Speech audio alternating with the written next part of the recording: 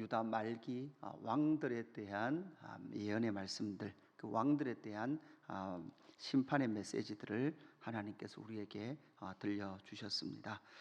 그리고 오늘 이제 9절부터는 선지자와 제사장에 관한 내용들로 이어지고 있습니다.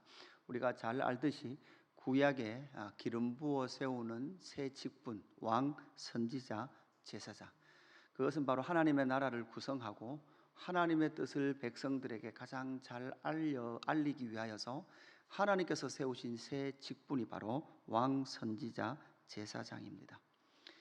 또한 이 예레미야 선지자는 하나님께서 보내신 선지자였음에도 불구하고 왕들이 이 예레미야 선지자를 박해했습니다. 그뿐만 아니라 이 예레미야가 마음이 떨리고 힘든 또 한 이유가 있었는데, 그것은 그 땅에 있었던 거짓 선지자들 때문입니다. 여호와의 말씀이 선지자에게 임했습니다. 그러나 여호와의 말씀이 임하지 않았음에도 불구하고 여호와의 말씀이다라고 그렇게 선포했던 거짓 선지자들이 많았습니다. 오늘 9절 말씀에 보니까 선지자들에 대한 말씀이다 이렇게 말씀한 이후에 9절, 내 마음이 상하며 내 모든 뼈가 떨리며 내가 취한 사람 같으며 포도주에 잡힌 사람 같으니 이는 여호와와 그 거룩한 말씀 때문이라 이렇게 말씀하고 있죠. 그러니까 요 하나님의 거룩하심이 무엇으로 나타났습니까? 말씀으로 나타났습니다. 우리가 이사야 선지자는 많은 선지자들이 하나님의 영광 앞에 설 때 그들은 두려워 떨 수밖에 없었습니다. 여호와 앞에 설 때 두려워 떠는 것, 그것은 바로 결국 거룩하신 여호와의 말씀 앞에 섰을 때 그들은 두려워 떨 수밖에 없었습니다. 여호와의 그 말씀, 여호와의 말씀은 결국은 하나님의 하나님 되심이 나타나는 거죠. 이 말씀을 우리가 알듯이 로고스, 말씀이 육신이 되어 오신 분이 바로 예수 그리스도십니다. 그리고 그 예수 그리스도께서 또한 승천하시면서 성령을 보내주셨고, 성령 하나님께서는 우리에게 이 66건의 진리의 말씀을 우리에게 맡겨주셨죠. 남겨주신 이 진리의 말씀 앞에 설 때 우리는 두렵고 떨림으로 서게 되는 것입니다. 하나님의 하나님 되심이 어디에 나타납니까? 여호와의 말씀 속에 나타나는 것이죠.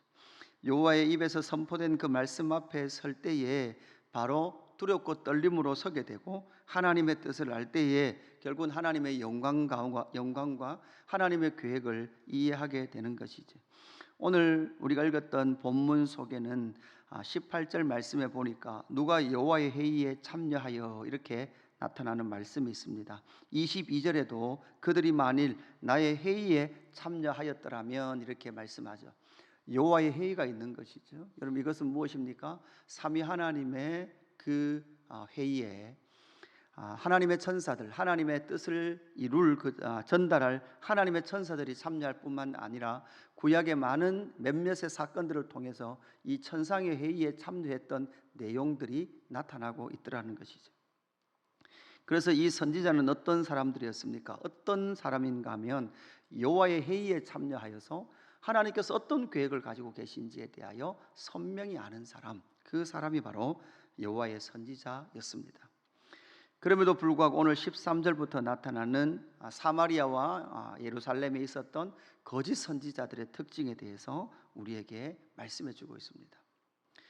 그 거짓 선지자들의 특징이 무엇입니까? 첫 번째는 악을 지지하고 돌이키지 못하게 합니다. 악한 자들을 지지하고 그렇게 지지함을 통해서 그 악한 자들이 회개하지 못하고 돌이키지 못하게 하였다라고 말씀하고 있습니다. 14절 말씀에 보니까 이렇게 말하죠. 내가 예루살렘 선지자들 가운데도 가증한 일을 보았나니 그들은 간음을 행하며 거짓을 말하며 악을 행하는 자의 손을 강하게 하여 사람으로 그 악에서 돌이킴이 없게 하였은즉 이렇게 말씀하죠. 그러니까 선지자들 역시도 간음하고 행음합니다. 거짓을 행합니다.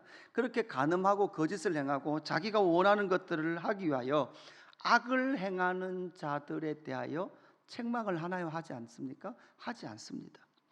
악한 자들을 더 강하게 합니다.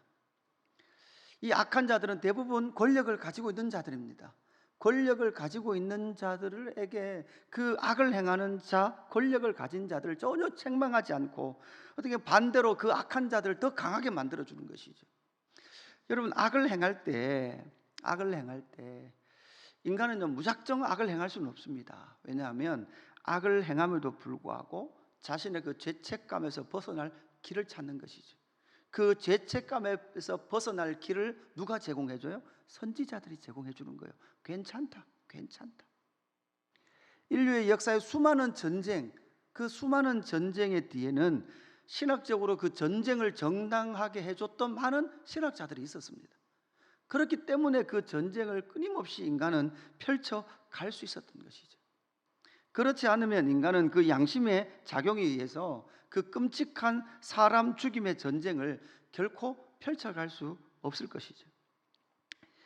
그래서 그 거짓 선지자들은 권력을 가지고 또한 이 선지자들의 행음과 또한 자기들의 그러한 그릇된 길을 지지해주는 이 악한 세력들을 더 강하게 만들어줬던 것이 바로 이 거짓 선지자들의 특징이다라는 것이죠. 반대로 우리 예수님께서 이 땅에 오셔서 행하셨던 일들 여러분 기억해 보십시오. 많은 종교 지도자들과 거짓 세력들에게 우리 예수님은 거침없이 그들을 정죄하셨고 심판의 메시지를 선포하셨습니다. 우리가 어제 주일날 말씀을 나눴던 23장 1절부터 8절까지 나오는 그 다윗의 의로운 한 가지, 여러분 그렇게 기대했던 메시아가 오셨는데 이스라엘이 얼마나 기대했습니까? 메시아를. 그런데 그 메시아가 오셔서 하셨던 말씀들을 여러분 한번 보십시오. 과연 우리도 그때 살았다면 저렇게 말씀하시는 메시아가 진짜 메시아일까 싶을 만큼 우리 예수님의 말씀의 대부분은 사실 끔찍할 만큼 심판과 저주와 정죄의 메시지들을 여과 없이 선포하고 있었던 모습을 우리는 복음서를 통해서 만나게 되는 것이죠. 여러분 복음서를 열어보면 행하시는 것을 보면 참 그죠? 가난한 자, 병든 자를 고치시고 그렇게 행하시지만 반대편에서는 죄를 향해서는 거침없이 선포하고 계시는 그 모습, 때로는 뭐도 쓰십니까? 욕도 쓰면서 행하시는 그 모습을 보면서 우리 예수님은 악을 행하는 자들을 향하여서 끊임없이 또한 여과 없이 그들의 죄를 정죄하시며 의에 대하여 죄에 대하여 세상에 대한 책망을 여과 없이 하고 계시는 참 선지자이신 예수님의 모습을 보게 되는 것이죠. 두 번째 거짓 선지자의 특징이 무엇입니까? 두 번째 거짓 선지자의 특징은 번영을 전하는 선지자였습니다. 16절 후반절에 보니까 자기 마음으로 말미암은 것이다 그렇게 말하죠. 거짓 선지자들의 묵시는 그들의 마음으로 말미암은 거예요. 그래서 그들의 마음에 의해 나온 것이죠. 여러분 신약시대에 저와 여러분이 참 감사한 것은 무엇입니까? 진리의 말씀이 기록되었다는 거예요. 진리의 말씀이 기록되었다라는 것은 이제는 모든 선지자적 사명은 자기 마음에 의해서 선포될 수 없습니다. 진리의 말씀에 의해서 선포되어야만 합니다. 그런데도 불구하고 지금도 진리의 말씀을 해석하고 진리의 말씀 안에서 선포되는 말씀보다는 누군가 하나님으로부터 받은 마음이라고 선언하고 선포하는 것을 훨씬 더 사람들이 좋아해요.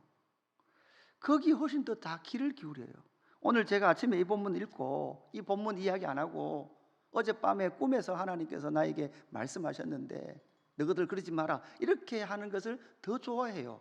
그리고 많은 사람 기도를 많이 한다는 사람일수록 그것에 더 매혹을 느끼고 매력을 느끼고 그렇게 반응하는 것이 인간의 어디에서 기인할까요? 인간의 죄성에서 기인합니다. 말씀 이런 거 보기 싫습니다. 거기에 그 문장 읽는 거 싫죠.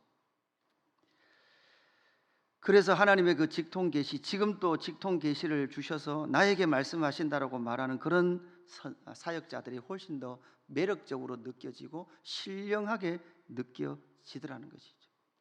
그러나 문제는 무엇입니까? 자기 마음으로 말미암은 그 예언을 하면서 17절 항상 그들이 나를 멸시하는 자에게 이르기를 너희가 평안하리라 여호와의 말씀이니라 하며 또 자기의 마음이 완악한 대로 행하는 모든 사람에게 이르기를 재앙이 너희에게 임하지 아니하리라 하였느니라. 그러니까 항상 평안하다, 재앙이 너희 가운데 임하지 않는다, 이렇게 말해주는 것이죠. 그래서 모든 메시지가 자기 마음에서 나와서 너희들 평안하다, 너희들 그렇게 해도 복 많이 받는다 라는 이야기만 끊임없이 해줄 뿐이다 라는 것을 말씀해 주고 있습니다. 마지막 특징 하나는 무엇입니까? 그들은 21절에 보냄을 받지도 않았음에도 불구하고 그들은 절대 하나님이 보낸 사람이 아닙니다. 그런데 문제는 무엇입니까? 보냄을 받지 않았음에도 불구하고 다름질해요. 열심히 한단 말이에요. 그리고 그뿐만 아니라 많은 인기도 있고 많은 백성들이 지지를 해주니 예레미야 입장에서는 어떻습니까? 마음이 상하죠. 마음이 답답합니다. 이것이 바로 참 선지자 예레미야가 그 마음, 답답한 마음을 끌어안고 있는 그 선지자 예레미야의 현실이었다라는 것을 우리가 보게 되는 것이죠.